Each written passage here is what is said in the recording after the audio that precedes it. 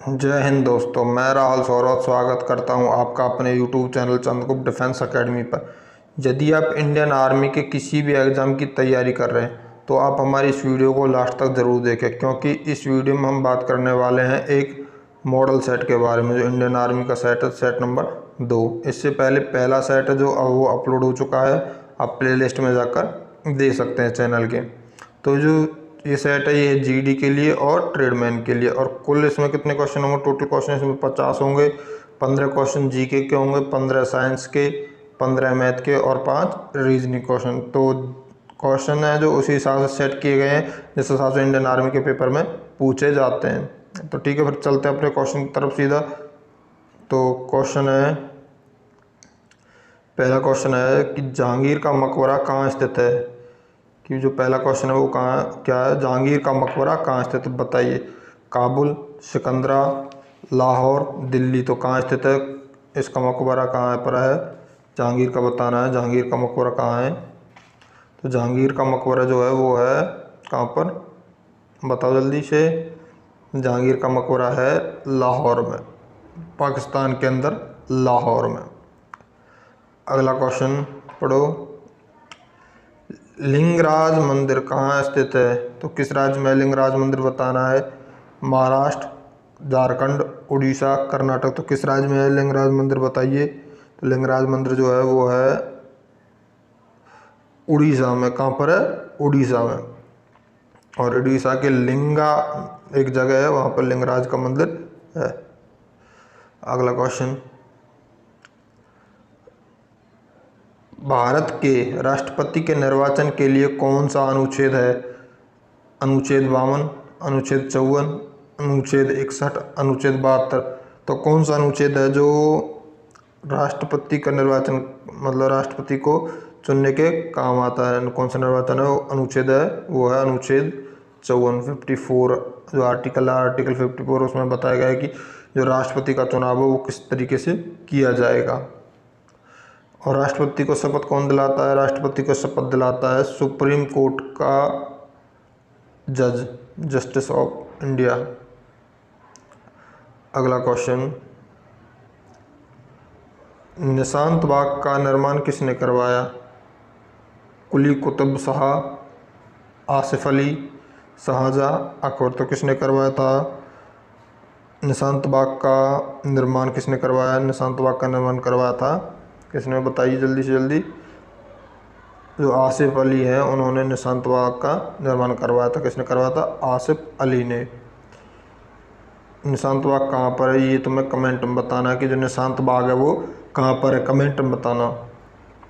अगला क्वेश्चन, गिरनार पहाड़ियाँ कहाँ स्थित है। महाराष्ट्र में, गुजरात में, मध्य प्रदेश में, केरल में।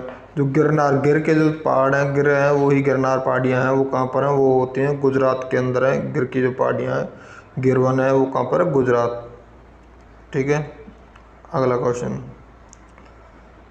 लक्षद्वीप में द्वीपों की कुल कितनी संख्या है। 28, 36, 72, 52। तो बताइए जो लक्षद्वीप है भारत का, उसमें कुल कितने द्वीप हैं, उनकी संख्या बतानी। तो कितने द्वीप हैं बताना है, कितने हैं बताओ। 28 हैं, 36 हैं, कितने हैं बताओ जल्दी। वो है 36 द्वीप। कितने, 36 द्वीप। अगला क्वेश्चन है, भारत के किस राज्य में सबसे अधिक वन पाए जाते हैं। उड़ीसा, मध्य प्रदेश, महाराष्ट्र, उत्तर प्रदेश। तो भारत में सबसे अधिक वन किस राज्य में पाए जाते हैं बताइए। भारत में सबसे अधिक वन पाए जाते हैं मध्य प्रदेश, एमपी में। किस में पाए जाते हैं, एमपी, मध्य प्रदेश में। अगला क्वेश्चन, बिना उपग्रह वाला कौन सा ग्रह है। शुक्र, पृथ्वी, मंगल, इनमें से कोई। तो बताइए कौन सा ग्रह है जिसका कोई भी उपग्रह नहीं है। तो वो है शुक्र है, जो उसका कोई उपग्रह नहीं, क्योंकि पृथ्वी का चंद्रमा है, मंगल का भी उपग्रह है, इसलिए शुक्र का कोई भी उपग्रह नहीं है। अगला क्वेश्चन, अंग्रेज़ों के समय भारत की ग्रीष्मकालीन राजधानी कहाँ पर थी। जम्मू कश्मीर, श्रीनगर, शिमला, इनमें से कोई नहीं। जब अंग्रेज़ों का भारत पर राज था तब ग्रीष्मकालीन राजधानी कहाँ थी ये बताना है। तो कहाँ पर थी वो बताइए, कहाँ पर थी बताओ। वो थी शिमला में। कहाँ थी? शिमला। पढ़ो अगला क्वेश्चन। भारत को श्रीलंका से कौन अलग करता है? पाक जलडमरू मध्य, मन्नार की खाड़ी, ए या बी दोनों, कच्छ का रण। तो कौन सा है जो कि भारत श्रीलंका को अलग करता है? वो है ऑप्शन सी कि पाक जलडमरू और मन्नार की खाड़ी दोनों ही अलग करते हैं। ठीक है, अगला क्वेश्चन।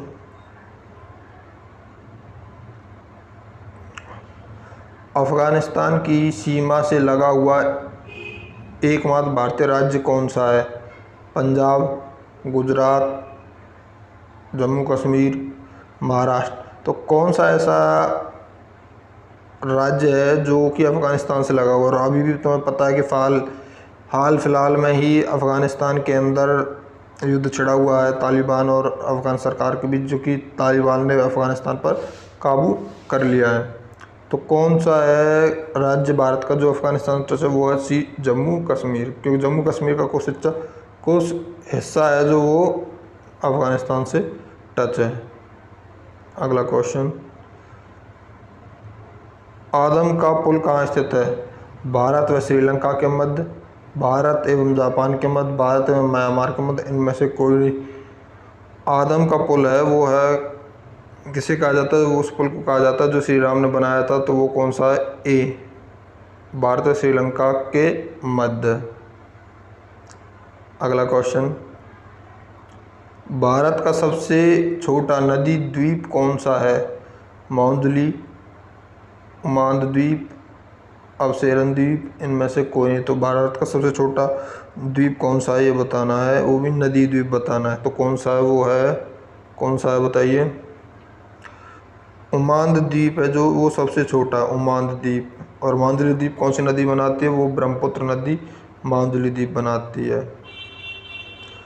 अगला क्वेश्चन। बंगाल का अशोक किस नदी को कहा जाता है? कोसी, सोन, दामोदर, हुगली। तो किस नदी को बंगाल का अशोक कहा जाता है? बताइए किस नदी को कहा जाता है बंगाल का अशोक? बंगाल का अशोक कहा जाता है दामोदर नदी को, और बिहार का अशोक सोन नदी को। अगला क्वेश्चन। पुरानी जलोढ़ मिट्टी को क्या कहा जाता है? बांगर, जलोढ़, खादर, रेगुलर मिट्टी। तो क्या कहा जाता है? पुरानी मिट्टी को क्या कहा जाता है वो बताना है। पुरानी मिट्टी को कहा जाता है क्या? बांगर। क्या कहा जाता है? बांगर। और जीके के 15 क्वेश्चन थे वो कंप्लीट हो चुके हैं। तो अब आगे चलते हैं हम साइंस पर। यदि अभी तक आपने हमारे चैनल को सब्सक्राइब नहीं किया तो प्लीज़ एक बार हमारे चैनल को सब्सक्राइब कर दें, लाइक कर दें और वीडियो को ज़्यादा से ज़्यादा बच्चों तक शेयर कर दें, जिससे कि हम बच्चों की अच्छे से अच्छी तैयारी करवा सकें। क्योंकि इसके बाद जो आने वाले हैं वो आएंगे प्रीवियस ईयर के पेपर, क्योंकि अक्टूबर का जो एग्ज़ाम है वो बहुत अच्छे से जो हो जाए। और एक चीज़ खबर जो आने लगी है अभी से ही न्यूज़ आ रही है काफ़ी सेंटरों से कि 31 अक्टूबर को एग्ज़ाम इंडियन आर्मी का होने वाला है। इसलिए अपनी तैयारी को बहुत अच्छे से बेहतर बनाएं, क्योंकि जो ARO BRO के पेपर भी 31 अक्टूबर को होने की पूरी संभावना है। और जल्दी न्यूज़ आ जाएंगी, तब तक चैनल और हर अपडेट के लिए हमारे चैनल से जुड़े रहें। तो चलते हैं अगले सेशन पर। जो अगला सेशन क्या है वो है साइंस का, जो भी उसमें पढ़ते हैं। पहला क्वेश्चन क्या है साइंस का? क्वेश्चन नंबर 16 जो है वो है, किसी वस्तु का अधिकतम भार होता है? वायु में, जल में, निर्वात में, हाइड्रोजन में। तो बताइए जो सबसे अधिक भार किस में होगा वस्तु का, ये बताना है। तो वो होगा किस में होगा ये बताइए? 16 का अधिकतम भार किस में होगा? वो होगा निर्वात में। किस में? निर्वात में। अगला क्वेश्चन। अगला जो क्वेश्चन है वो पढ़ो क्या है कि, चलो जूम आउट कर देता हूँ थोड़ा सा। अगला क्वेश्चन पढ़ो क्या है। अगला क्वेश्चन जो लिखा हुआ है वो लिखा हुआ है कि रेलवे के किनारे खड़े युवक के सामने तेज गति से रेलगाड़ी गुजर जाने पर युवक पर क्या प्रभाव पड़ेगा? युवक पर कोई प्रभाव नहीं पड़ेगा, प्लेटफॉर्म पर गाड़ी से दूर जा गिरता है, या गाड़ी की ओर गिर पड़ेगा, इनमें से कोई नहीं। तो बताइए इसका सही ऑप्शन क्या होगा। क्योंकि आपने देखा होगा जब कभी ट्रेन क्रॉस करती है किसी रेलवे क्रॉसिंग को या प्लेटफॉर्म पर, तो उसकी जो तेज़ गति के कारण जो इंसान है, कोई वस्तु होती है, वो रेल की तरफ ही खींचती है। इसलिए इसका सही आंसर क्या होगा कि रेल की गाड़ी की ओर गिर पड़ेगा। अगला क्वेश्चन कि आधुनिक आवर्त सारणी में वर्गों की कुल कितनी संख्या है, ये बताना है। कितने वर्ग हैं आधुनिक आवर्त सारणी में? 7, 9, 16, 18। तो कितने वर्ग हैं बताइए। आधुनिक आवर्त सारणी में है 18 वर्ग। कितने? 18। अगला क्वेश्चन पढ़ो। अगला क्वेश्चन क्या है? मनुष्य के चेहरे में कुल कितनी हड्डियां होती हैं? 206, 103, 28, 14। तो कितनी हड्डियां होती हैं मनुष्य के चेहरे में, ये बताना है। मनुष्य के चेहरे में हड्डी कितनी होती हैं? कितनी हड्डियां होती हैं मनुष्य के चेहरे में? हड्डी जो होती हैं वो होती हैं 14 हड्डी। और अगर पूरे शरीर में कितनी होती है? वो होती हैं 206 हड्डी। और खोपड़ी की पूछता तो 28 हड्डी हो जाती है, क्योंकि कान की हड्डी सबसे छोटी हड्डी होती है और जांघ की हड्डी सबसे बड़ी हड्डी होती है। अगला क्वेश्चन, किस तत्व के रासायनिक गुण निम्न में से कौन तय करता है? प्रोटॉन की संख्या, इलेक्ट्रॉन की संख्या, न्यूट्रॉन की संख्या, उपरोक्त सभी। जो कोई तत्व है उसके केमिकल जो प्रॉपर्टी होती हैं वो किस पर डिपेंड करती हैं, ये बताना है। तो बताइए किस पर डिपेंड करती हैं केमिकल प्रॉपर्टी? प्रोटॉन पर, इलेक्ट्रॉन पर या न्यूट्रॉन पर? तो केमिकल प्रॉपर्टी डिपेंड करते हैं इलेक्ट्रॉन पर। किस पर करते हैं? इलेक्ट्रॉन पर। अगला क्वेश्चन, खट्टे फलों में कौन सा विटामिन पाया जाता है? तो खट्टे फलों में कौन सा विटामिन होता है? Vitamin D, vitamin C, vitamin A, vitamin B. जो खट्टे फलों में सबसे अधिक पाया जाता है वो होता है विटामिन सी। कौन सा विटामिन? Vitamin C. सी विटामिन मत दे दे, क्या ऑप्शन ये दे दो, ये गलत है क्योंकि ये विटामिन ए लिखा हुआ है, ठीक है। इसलिए विटामिन सी होता है खट्टे पदार्थों में। आंवला, इमली, नींबू, आम जैसे खट्टे पदार्थों में विटामिन सी होता है। अगला क्वेश्चन, पृथ्वी पर अधिक मात्रा में पाई जाने वाली धातु कौन सी है? लोहा, एल्यूमिनियम, कैल्शियम, सोडियम। तो सबसे अधिक पृथ्वी पर कौन सी धातु पाई जाती है, ये बताना। तो सबसे अधिक पाई जाने वाली धातु कौन सी है? वो है एल्यूमिनियम। कौन सी है? एल्यूमिनियम। अगला क्वेश्चन जो है वो पढ़ो, क्या है कि रक्त में कौन सा तत्व है जो रक्त को जमने से रोकता है? Sodium nitrate, sodium bicarbonate, sodium oxalate, इनमें से कोई नहीं। तो कौन सा है जो कि रक्त को जमने से रोकता है?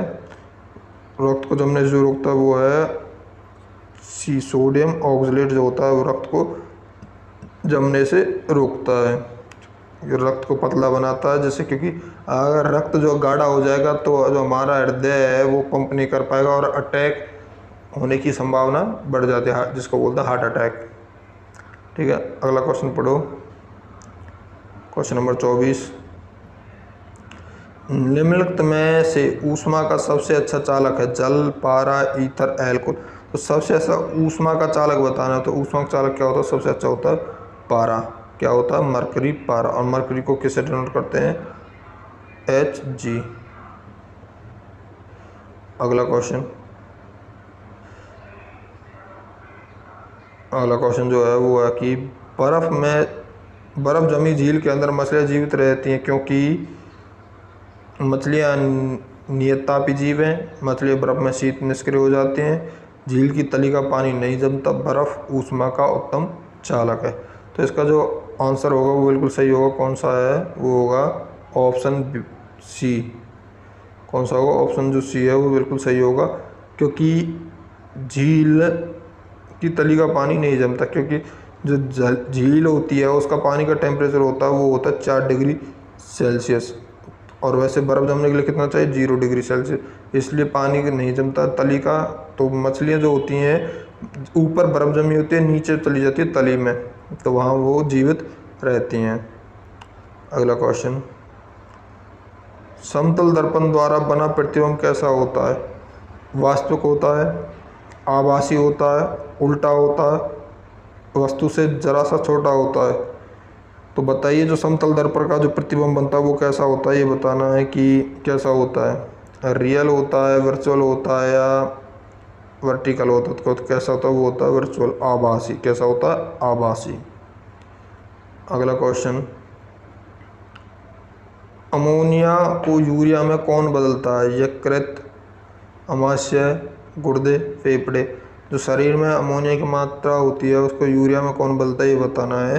वो बदलता है यकृत, लीवर। क्योंकि लीवर का काम ये होता है जितने अवशिष्ट पदार्थ होते हैं उनको किसी किसी रूप में तोड़ देना और बदलना। अगला क्वेश्चन है जो पढ़ो, क्या है क्वेश्चन नंबर 28। कार्बन डाइऑक्साइड की प्रकृति कैसी होती है? अम्लीय, क्षारीय, उदासीन। तो कैसी प्रकृति का होता है? CO2 जो होती है वो किस प्रकृति की होती है? वो होती है अम्लीय प्रकृति की। कार्बन डाइऑक्साइड क्या होते हैं? CO2। क्या बोलते हैं? CO2। अगला क्वेश्चन, लाल रक्त कणिकाओं का जीवन काल कितना होता है? 10 दिन, 15 दिन, 120 दिन, 12 दिन। तो कितना होता है लाल रक्त कणिकाओं का जीवन काल ये बताना है। वो होता है कितना होता है? 120 दिन। लाल रक्त कणिकाओं को क्या बोला जाता है? RBC। क्या कहा जाता है? RBC। अगला क्वेश्चन, क्वेश्चन नंबर 30 और लास्ट क्वेश्चन है साइंस का। तो किस रोग से निदान के लिए BCG का टीका लगाया जाता है? पीलिया, हैजा, क्षय रोग, मलेरिया। तो किस रोग से लगाया जाता है? किस रोग से बचने के लिए BCG लगाया जाता है? वो लगाया जाता है क्षय रोग। इसका आगे जो सेक्शन है वो किसका है? वो मैथ है। अगला सेक्शन जो मैथ का है, और मैथ को हम करने वाले हैं बोर्ड पर। तो ठीक है, सीधा बोर्ड से मैथ के सॉल्यूशन करवाएंगे। तो चलते हैं फिर अपने बोर्ड की तरफ। देखो और वीडियो को जो कि लास्ट तक देखना है, क्योंकि वीडियो के जितने भी क्वेश्चन बहुत ही इम्पोर्टेंट हैं। और जो तो 31 अक्टूबर का एग्ज़ाम है उसके हिसाब से तो वीडियो के सभी क्वेश्चन बहुत ही ज़रूरी है। ठीक है, तो चलते हैं फिर बोर्ड पर। देखो अपने क्वेश्चन। तो 31 है, मैथ का क्वेश्चन है 31। ठीक है, क्वेश्चन देखते क्या है। क्वेश्चन पढ़ो कि 54 32 सितार, 54 32 और यहाँ सितार लिखा हुआ है, फिर है 7,9 से विभाजित करने पर, ये संख्या दे रखी है, इसको 9 से विभाजित करने पर सितार के स्थान पर क्या अंक आएगा ये बताना है। तो क्या अंक? 9 से भाग करने का जो नियम होता है वो क्या होता है? 9 से भाग का नियम क्या होता है भाई? बताया था पहले वीडियो में। तो क्या होता है? 9 से भाग करने का नियम होता है कि अंकों को जोड़ दो और जितना आता है उसे भाग करो। अंक कितने? 5 4 9, 9 और 3 12, 12 और 2 14, 14 और 7 कितने हो गए? 21। 21 में कितने और जोड़ें कि जो 9 से भाग हो जाए? यदि 21 में हम 6 जोड़ दें तो कितना हो जाएगा? 27। 27 9 से भाग हो जाता है। हाँ जी, 3 बार 9 से भाग। तो सितार के स्थान कितना अंक आएगा? 6। सितार के स्थान कितना अंक आएगा? 6 अंक जो सितार के स्थान पर आएगा। ठीक है, तो ऑप्शन कौन सा? ऑप्शन सी इसका बिल्कुल सही होगा। 6 ऑप्शन जो सी है 6। ठीक है भाई, अगला क्वेश्चन पढ़ो। अगला क्वेश्चन। अगला क्वेश्चन क्या है कि 1 से 100 तक की पूर्ण संख्याओं में एक अंक कितनी बार प्रयोग हुआ है? तो क्वेश्चन नंबर 32 है। क्वेश्चन नंबर 32 में 1 से 100 तक की संख्या में बताना जो एक कितनी बार प्रयोग हुआ है। तो भाई एक सबसे पहले वो होता है जो टेबल लिखी होती है उस हिसाब से 1 में, फिर गिनती में फिर कितने पाता है ये सीधा 10 में, 11, 12, 13, 14, इसी हिसाब से 19 तक चलता है। फिर इसके बाद आता है कि जो 11 में दोबारा हो गया, इसके बाद 21, 31 और 91 तक। एक और होता है 100 में भी एक आता है। तो टोटल कितनी बार आता है? टोटल आता है 21 बार। और जो तुम्हारे सामने स्क्रीन पर अभी एक टेबल की चार्ट आएगी उसे देख लेना टेबल की चार्ट में और काउंट कर लेना कितनी बार आता है कितनी बार नहीं आता। 21 बार आता है, क्योंकि 10 बार इसमें हो जाएगा 11 से 19 तक और 10 बार इसमें हो जाता है और एक बार 100 में आ जाता है, इसलिए टोटल हो जाएंगे 21। कितनी बार? 21। और कौन सा ऑप्शन? ऑप्शन सी इसका सही आंसर होगा। ठीक है, पढ़ो अगला क्वेश्चन क्या है। पढ़ो अगला क्वेश्चन, क्वेश्चन नंबर 33। पढ़ो भाई 33वां क्वेश्चन क्या है। क्वेश्चन नंबर 33 है, दो संख्याओं का अनुपात 3:4 है तो उनका लघुत्तम समावर्त 120 है, तो संख्याओं का योग ज्ञात कीजिए। संख्या दे रखी है, संख्या दे रखी है अनुपात में 3:4 4। तो ये 3:4 में जो संख्या है इनको हम मान लेते हैं यही हमारी संख्या है दोनों 3 और 4। इनका जो एलसीएम है लगो तो समझ दो, एलसीएम कितना होगा 12। पर क्वेश्चन में क्या दिया हुआ, क्वेश्चन ने दिया हुआ 120 है इनका एलसीएम। तो 12 बराबर 120 के, 1 बराबर 10 के। और क्वेश्चन पूछ क्या रहा है कि इन संख्याओं का योग पूछ रहा है, इन संख्याओं का पूछ रहा है योग कि इनका सम कितना होगा। वो 3 और 4 कितना हो जाएगा टोटल 7। जब 1 बराबर 10 के तो 7 बराबर कितना हो जाएगा 70 के। कितना आंसर कितना आएगा इसका 70। जो ऑप्शन जो हमारा ए है ऑप्शन ए सही होगा। ठीक है, आगे वो क्वेश्चन समझ में, क्योंकि क्वेश्चन बहुत अच्छे हैं और ज़्यादा से ज़्यादा बच्चों तक वीडियो को शेयर जरूर किया करो, क्योंकि जब तक तुम शेयर नहीं करोगे तो बच्चों को कैसे पता चलेगा कि चंद्रगुप्त डिफेंस एकेडमी के चैनल पर BF सेट शुरू हो चुके हैं मॉडल टेस्ट जो, और पूरे 50 क्वेश्चन है मॉडल सेट में, अच्छे से करने हैं क्वेश्चन सभी अच्छे। चलो अगले क्वेश्चन पर चलते हैं। क्वेश्चन नंबर 34 पढ़ो अगला क्वेश्चन। 3 घंटियाँ 48 मिनट 60 मिनट और 90 मिनट के अंतराल पर बजती हैं, और वो बजना कब शुरू होती हैं, वो बजना शुरू होती हैं 10 बजे। तो 10 बजे जब बजना शुरू होती है दोबारा कब बजेंगे ये पूछा दिन में। तो इनका निकालते हैं हम एलसीएम। 2 से भाग करते हैं 24 बार, 2 से 30, 2 से 45, फिर 2 से भाग करते हैं 12, 15, 45, 3 से 3 चौक 12, 3 पंजे 15 और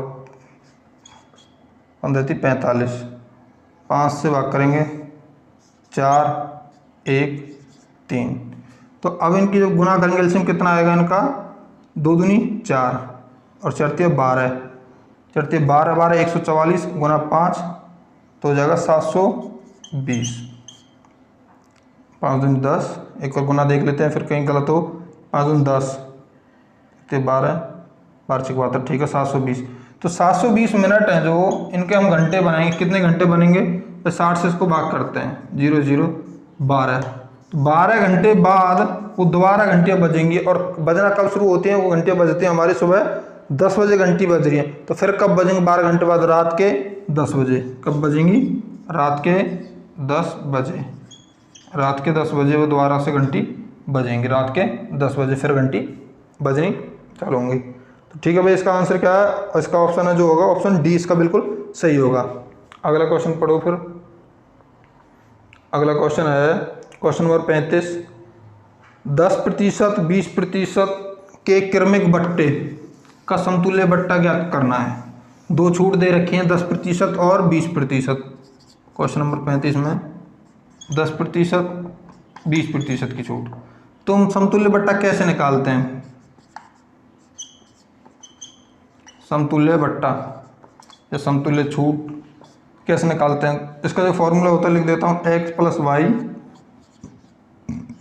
- xy अपॉन में 100।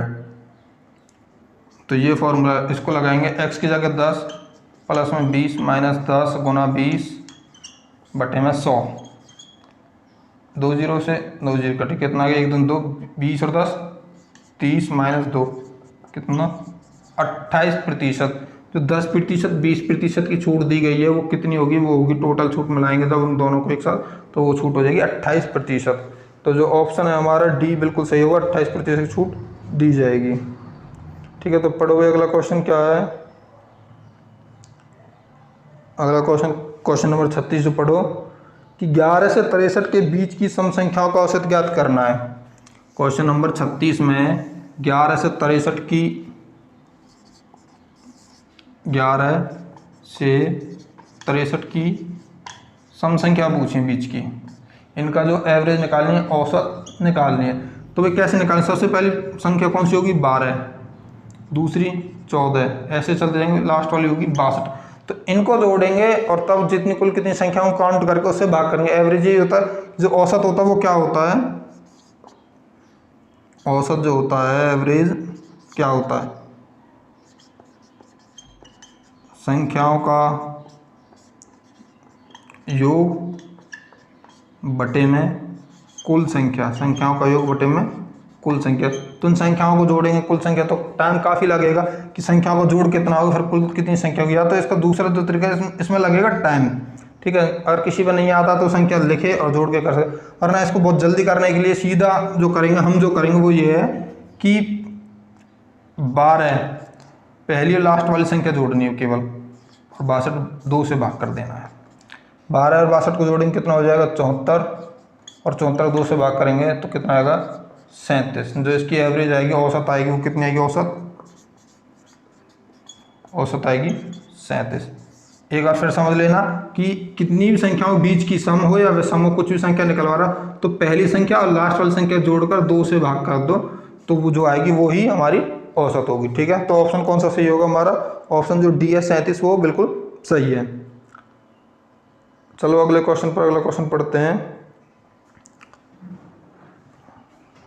अगला क्वेश्चन है क्वेश्चन नंबर 37। पढ़ो क्या है क्वेश्चन नंबर 37 में। क्वेश्चन नंबर 37 है, अंडर रूट में संख्या दे रखी है, इसका निकालना है कि वर्गमूल कितना होगा। तो वर्गमूल निकालने के लिए तो बहुत अच्छे तरीके से सिखाया गया था कि वर्गमूल कैसे निकालते हैं। तो वर्गमूल निकालने के लिए सीधा केवल संख्या को लिख लेते हैं भाई हम। पीछे से 2 के जोड़े बनाएंगे पेयर। 9 किस किस में आता है? 3 के वर्ग में और 7 के वर्ग में। और हमें देखना होता है 640 किसके वर्ग के बीच में आता है। तो ये आएगा 25 का वर्ग होता है 625, और 26 का होता है 676। तो इनके बीच में आएगा कहीं, क्योंकि 625 676 भी 640 आएगा। तो छोटी संख्या हमेशा लेते थे 25, पर हमारा जो 3 है केवल 3, 0 और 9 तो केवल 1 में आती है, क्योंकि 7 का तो 49 होता है ना, और 3 का होता है 0 9, तो क्या आएगा पीछे 3। तो कितना आंसर होगा इसका? होगा 253 जो होगा इसका सही आंसर होगा। ठीक है। और दूसरा तरीका इसका जो निकालने का होता है वो तो भाग विधि। भाग विधि लंबी होती है, ये हमारी बिल्कुल जो शॉर्ट ट्रिक होती है उससे है। और अगर वर्गमूल घनमूल सीखने हैं तो वीडियो अपलोड पहले हो चुकी है, चैनल की प्लेलिस्ट में जाकर वो आप देख सकते हो। ठीक है, वीडियो वहाँ भी देख लेंगे एक बार वीडियो जरूर। क्वेश्चन नंबर अगला पढ़ते हैं। पढ़ो अगला क्वेश्चन क्या है? Question number 38। क्वेश्चन नंबर 38 है जो, पढ़ो क्या है। क्वेश्चन नंबर 38 में दे रखा है y का x% प्लस x का y%, x का y% कितना होगा ये बताना है बस। तो दोनों का कितना हो जाएगा भाई? xy, ये भी xy ये भी xy, तो 2xy बटे में 100। तो इसको हम कैसे लिख सकते हैं? xy का 2% इस हिसाब से लिख सकते हैं। तो इसका जो आंसर होगा क्या होगा? xy का 2%। ऑप्शन जो बी है वो सही होगा, xy का 2%। ठीक है, समझ में आया होगा। पढ़ो अगला क्वेश्चन क्या है। अगला क्वेश्चन नंबर 39। किसी वस्तु का मूल्य 500 रुपये है। कोई वस्तु है तो उसका मूल्य है 500 रुपये। जो वस्तु का क्रय मूल्य है 500 रुपये, और विक्रय मूल्य दे रखा कि वस्तु को बेचता है, कितने रुपए में बेच देता? वस्तु को बेच देता 600 रुपये में।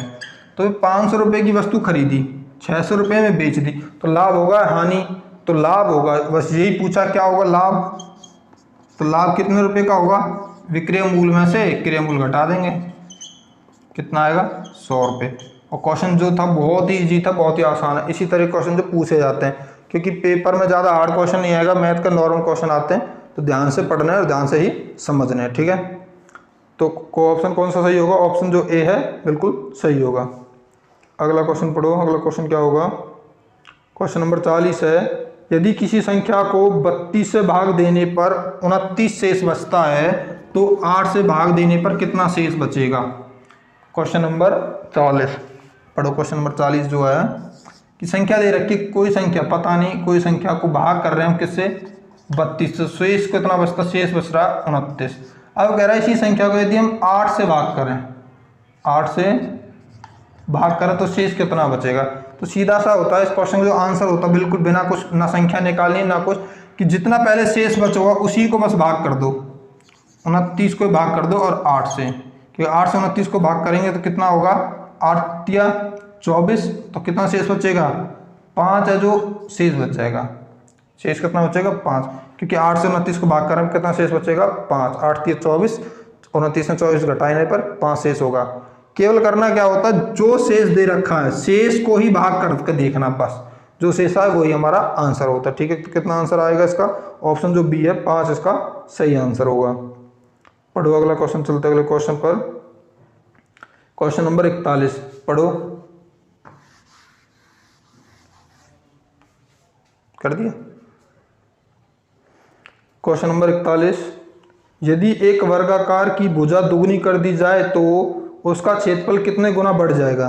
भाई कह रहा है कि 41 में यदि कोई वर्ग है, यदि कोई वर्ग बनाते हैं, इसको हम दुगना कर दें बस,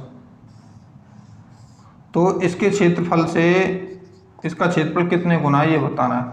मान लिया कि इसकी भुजा हमारी 10 थी, तो सभी भुजा 10 होंगी, तो वर्ग का क्षेत्रफल कितना होता है ए स्क्वायर, इसका क्षेत्रफल कितना 10 गुना 10 कितना हो जाएगा 100, और दुगना करने पर भुजा तो 20 हो जाएगी, और तो इसका कितना जो 20 गुना 20 400, तो कितना गुना होगा, पहले 100 था अब 400, तो कितने गुना बढ़ गया, कितना हो गया 4 गुना, कितने गुना 4 गुना। यदि क्वेश्चन में पूछा जाता कि कितना अधिक हुआ है, तो अधिक हुआ है 300, और कितने गुना है तो वो है 4 गुना, क्योंकि अधिक पूछा तो 3 गुना आता, और कितने अधिक हुआ है गुना में पूछ रहा है तो 4 गुना। ठीक है, तो आंसर कितना होगा इसका, ऑप्शन जो सी है 4 गुना। पढ़ो अगला क्वेश्चन, देखो फिर क्वेश्चन नंबर 45। अगला क्वेश्चन है जो क्वेश्चन नंबर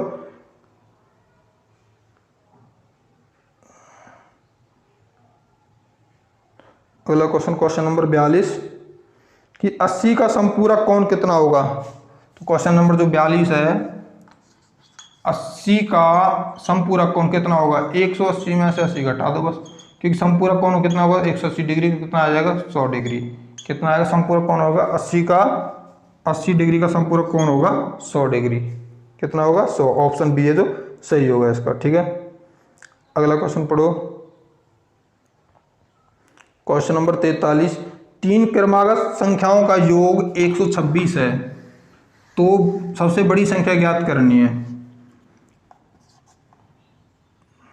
क्वेश्चन नंबर है 43, 3 संख्या दे रखी है क्रमागत, लगातार कोई 3 संख्या, भाई कोई पहली संख्या है, दूसरी संख्या और तीसरी संख्या, कह रहा है कि इन तीनों संख्याओं को जोड़ है जो वो है कितना है 126, तो बड़ी संख्या ज्ञात करनी है।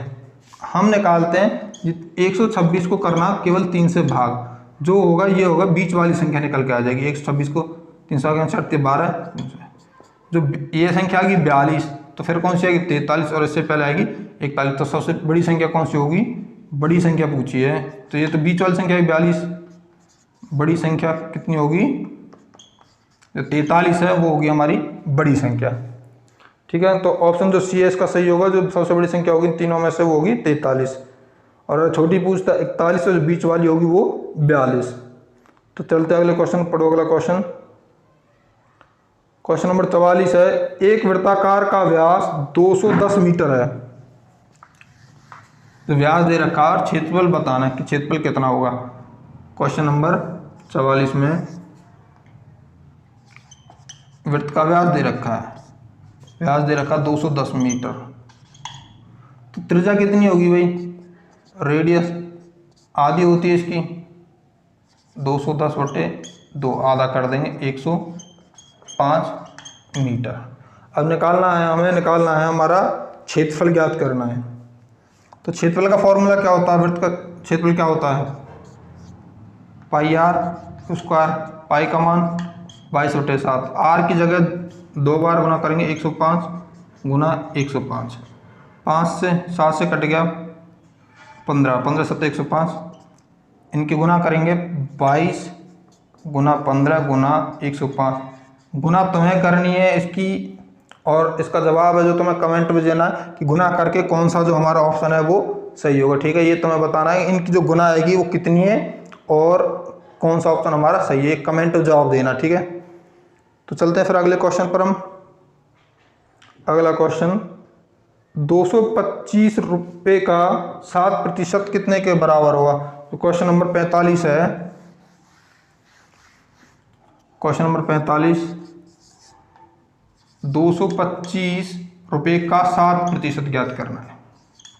भाई 7%, इसको हम भाग करेंगे 225 से भाग करो या गुना कर दो, 25 से भाग कर दो, 25 100 और 25 से 25 नंबर 9 7 63/4, 4 से भाग करना है,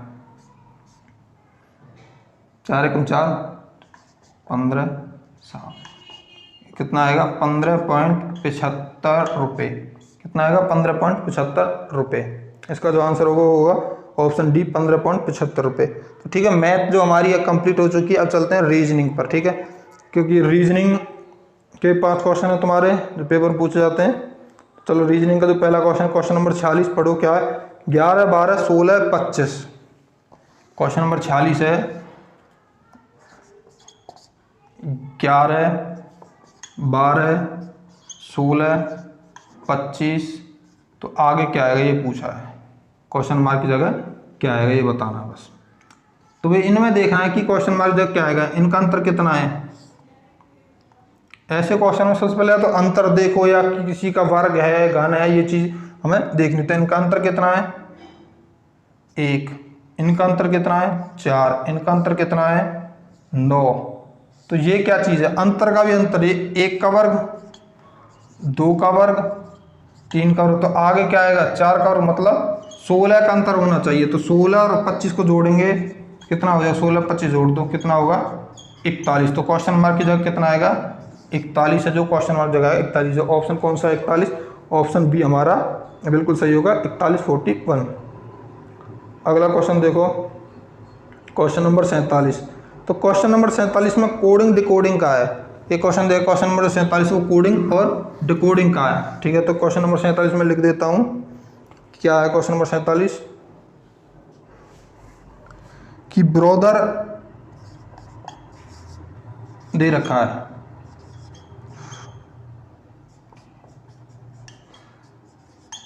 ब्रोदर का कोड जो दे रखा है वो दे रखा है GWTYMJ और W।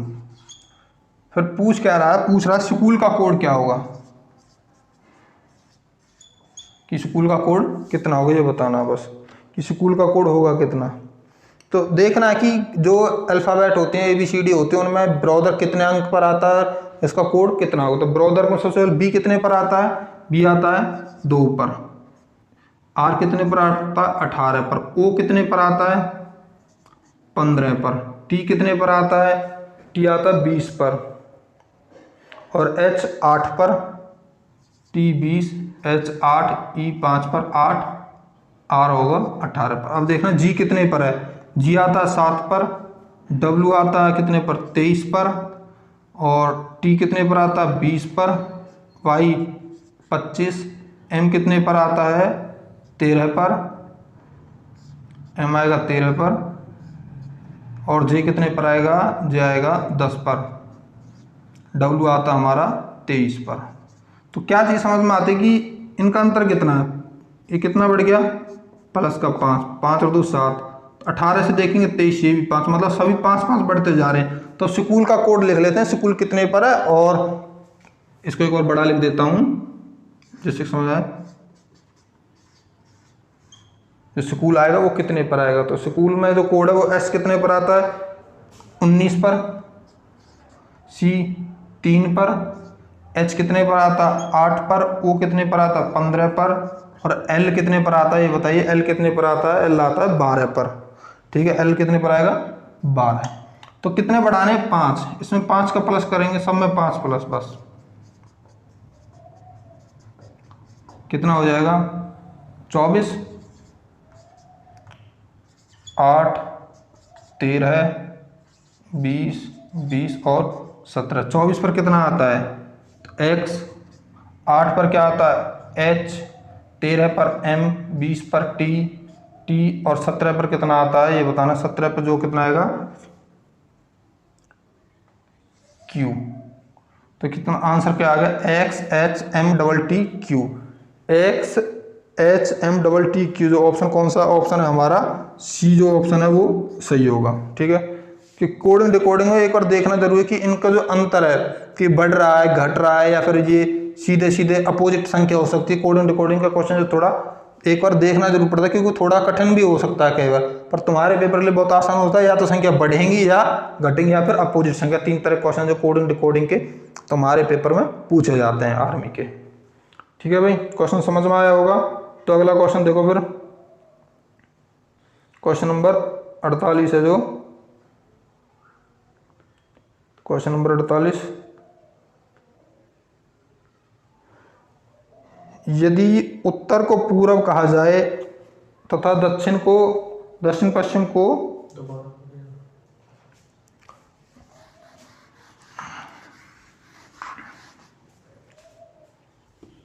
अगला क्वेश्चन नंबर 48, यदि उत्तर पश्चिम को पूर्व कहा जाए तथा दक्षिण पश्चिम को उत्तर कहा जाए और आगे भी यही क्रम जारी रहे तो दक्षिण को क्या कहा जाएगा।